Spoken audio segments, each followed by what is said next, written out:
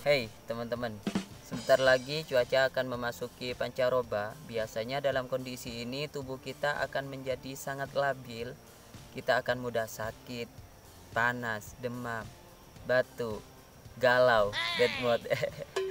Cuaca tidak menentu, kadang panas, kadang hujan. Oleh karena itu saya akan berbagi tips dan trik supaya tubuh kita tetap sehat. Yang pertama, jaga pola makan. Walaupun kita malas sekali untuk makan, kita harus tetap makan karena pola makan akan mempengaruhi kesehatan kita. Oleh karena itu, pola makan yang baik akan membuat badan kita atau membuat kesehatan kita juga akan menjadi baik. Yang kedua, perbanyak minum air putih karena dengan banyak mengonsumsi air putih, zat-zat beracun yang berada di dalam tubuh kita akan dinetralkan dan zat-zat yang beracun akan terbawa melalui urin kita atau air kencing kita atau keringat kita.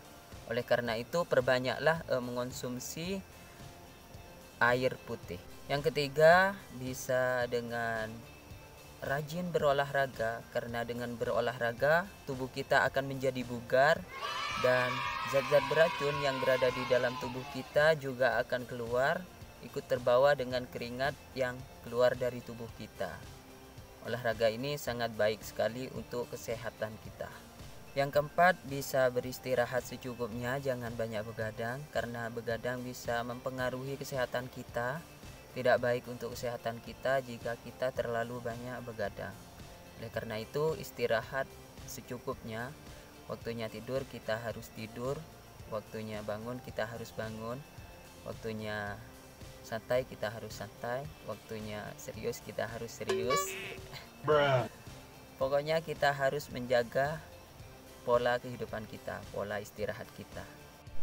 Dan yang terakhir, yang kelima, perbanyaklah mengonsumsi makanan-makanan atau minuman yang bergizi supaya kebutuhan vitamin dalam tubuh kita bisa terpenuhi, kebutuhan gizi dalam tubuh kita bisa terpenuhi. Itulah 5 tips dan trik supaya kita tetap sehat di masa pancaroba ini. Semoga kita diberikan kesehatan, insya Allah. Ya teman-teman, ada beberapa poin yang akan saya sampaikan pada kesempatan kali ini. Jika ada yang kurang bisa kalian memberikan tambahan atau memberikan pembenaran. Jika ada yang lebih bisa kalian memberikan pengurangan atau pembenaran di dalam penyampaiannya saya. Yang pertama yang perlu kita pikirkan, apa yang membuat kita sakit? Sakit di sini dalam artian bukan sakit secara dohir, bukan sakit secara badan, tetapi lebih kepada perasaan atau pikiran. Apa yang membuat kita sakit? Ada yang berkata karena tingkah laku orang lain kepada kita, sehingga kita merasa tersakiti. Ada yang berkata seperti itu. Ada yang berkata karena sikap orang lain, karena perlakuan orang lain, karena ucapan-ucapan orang lain.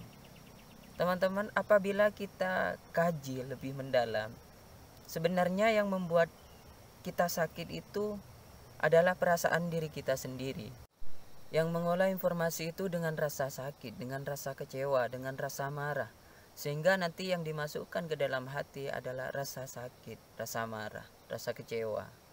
Tetapi dia akan menyakiti saya. Memang dia menyakiti saya, menyakiti kita umpama. Tetapi andai kata kita tidak memasukkan perkataan orang yang membuat diri kita sakit atau tingkah laku orang yang membuat diri kita sakit ke dalam hati kita, maka kita tidak akan merasa tersakiti. Yang seterusnya, karena kita sudah menanam rasa sakit, perkataan orang lain, tingkah laku orang lain ditanam dengan rasa sakit di dalam diri kita, maka timbullah rasa gelisah, rasa dihakimi, rasa dikucilkan. Padahal tidak. Andai kata kita bisa melawan itu semua, melawan rasa-rasa itu, melawan perbuatan orang lain itu dengan sabar, menanggapi dengan sabar, menanggapi dengan tenang, maka diri kita akan tetap menjadi tenang. Bahkan banyak di antara kita orang yang mencari ketenangan, pergi ke gunung, pergi ke pantai, pergi ke tempat ini, ke tempat itu. Padahal tempat-tempat yang indah itu hanya beberapa persen untuk mengurangi rasa-rasa sakit tersebut, untuk mengurangi atau untuk menghibur diri kita. Sebenarnya yang membuat kita senang, yang membuat diri kita bahagia, yang membuat diri kita leluasa adalah diri kita, hati kita. Andai kata kita lebih berfokus untuk memperbaiki diri kita, memperbaiki hati kita untuk sabar, untuk tenang, maka tidak perlu tempat-tempat yang jauh, tempat-tempat yang istimewa. Dimanapun kita akan tetap menjadi tenang, akan menjadi tetap adem, akan menjadi tetap santai. Kita akan menemukan ketenangan, kita akan menemukan sensasi baru, kita akan menemukan keistimewaan.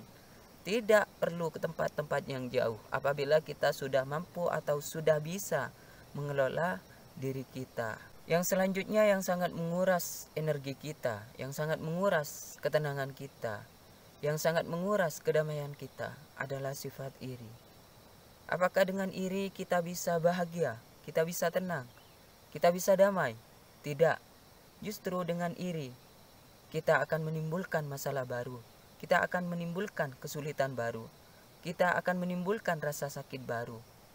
Oleh karena itu sebenarnya tidak ada yang menyakiti kita. Yang membuat kita sakit adalah perasaan diri kita sendiri. Orang lain hanya berkata, orang lain hanya berbuat. Perasaan diri kita sendirilah yang membuat kita sakit. Oleh karena itu, marilah kita berpandai-pandailah mengelola sesuatu yang menyakitkan menjadi sesuatu yang sangat mengasyikkan.